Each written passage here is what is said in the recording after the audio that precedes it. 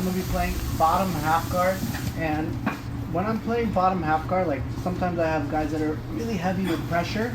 I like to make sure that my knee is always kind of free here, and a lot of times I play with like a high knee shield. Now, when I'm playing with a high knee shield, this is in response to them trying to like weave their arm through. But even then, sometimes I feel like really strong guys can still like smash my legs together. Okay, think like Luke. So sometimes I've been playing with like this foot on the hip here, like so.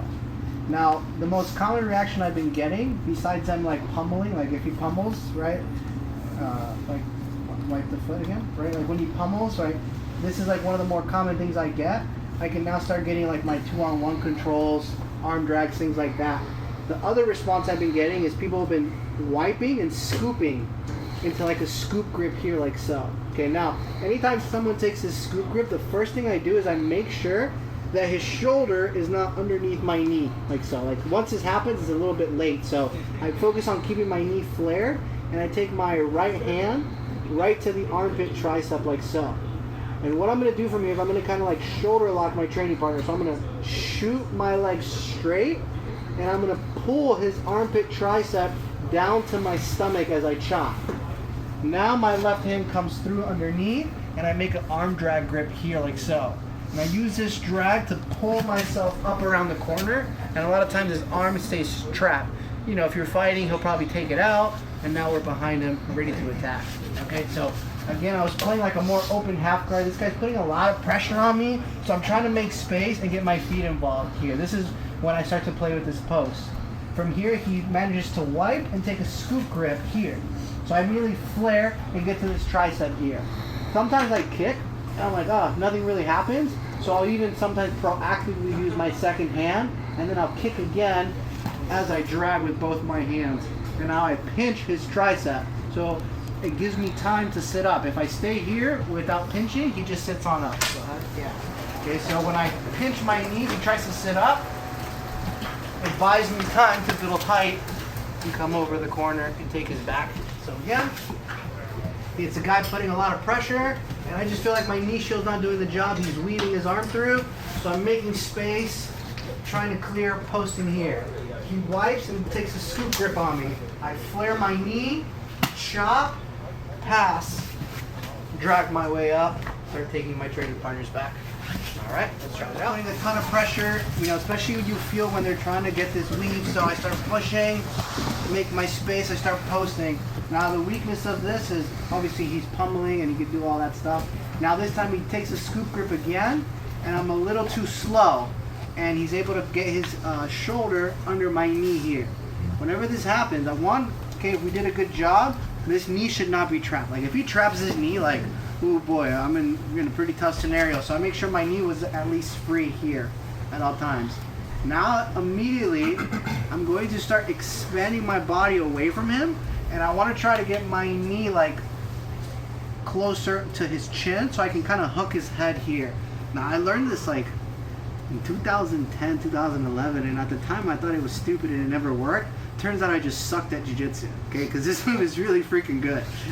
I start moving and I collect my training partner's wrist, and I start rolling on my head here.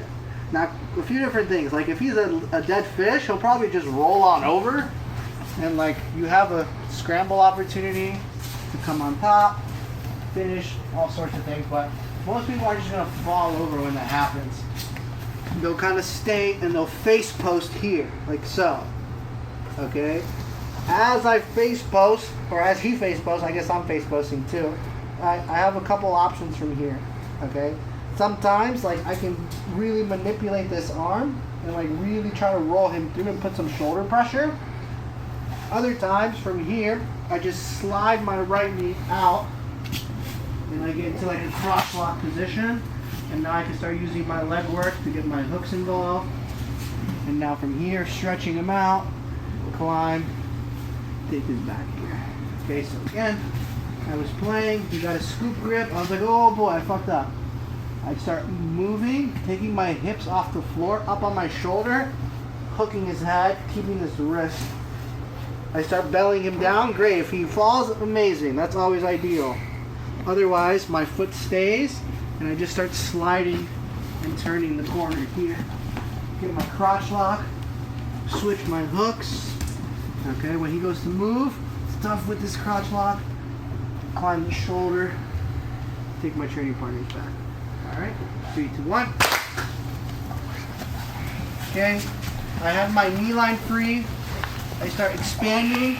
I start rolling. Now, this is a little bit more fancy. Okay, so from here, I'm going to extract my leg that's by his stomach. So I'm not the one hooking his head. I'm going to extract it, and I'm going to back step right into a crucifix here. Okay, now I have technically a low-legged crucifix. Okay, so from here, you can lock a seatbelt and lock a Kimura, or my favorite is I get both Kimura and seatbelt. Okay, but now my goal is to immediately roll him through. I don't want to stay here too long, so roll him through. Okay, I got my low leg Kimura, or I'm sorry, my low leg crucifix. Because of that, I want to make sure I keep his wrist pinned on the floor here with like my calf and shin area here. So if he tries to like free his arm, I make it tough. Okay, if I have a low leg, I find if I triangle my legs, he can start doing that, especially if he's like Jonathan, real slippery. So I like try to pin this to the floor here. So now when he goes to move and free, go ahead, really try to free. You feel the difference? I'm like pinning his wrist to the floor here. Okay. Now, from the low leg, okay, I'll just go like different options, up to you where you go. I can start going back to the Kimura, shooting him down into side triangles. I can switch back into like that high leg. And now look when I high leg, same thing. I don't lock a triangle, limp your arm. Exactly. I kind of like expand and like I pull his wrist and my right foot goes underneath here and I start arm locking him like so. Okay, and is this just enough to like lift his lower back and get my hooks involved? Now I even get the arm trap, okay? But that's not today's lesson. Okay, so just from that roll through, okay, I expand, I roll, get to my shoulder, extract my leg, swing my way up right into that low leg crucifix. This time I'll go Kimura option first. Lock the Kimura, I commit to the roll, start putting his hand behind his back, and immediately get to my side here so I can pin.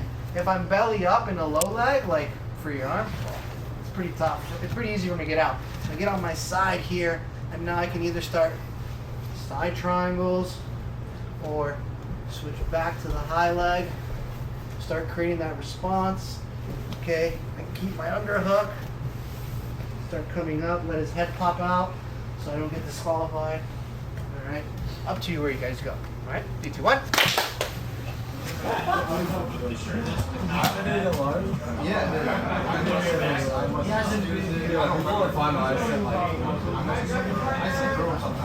Yeah.